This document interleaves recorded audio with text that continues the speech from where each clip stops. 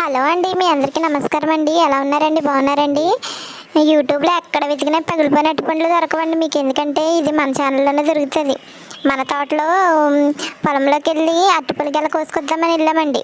తీరా చూస్తే అరటిపళ్ళు గెల కోసిన తర్వాత చూసామండి, 10 పళ్ళే కదా పోయినాయి. సరే ఇంటికి వచ్చిన తర్వాత చూద్దాంలే, తీసేసి పాడేద్దాం అనుకున్నామండి. తీరా చూసినప్పటికీ 10 పళ్ళు కాస్తానండి, మొత్తము 23 పళ్ళు పోయినాయండి. గెల అయితే చిన్నదేనండి, కాకపోతే అండి గెలలో సగం అన్నీ ఇలాగే ఉన్నాయండి.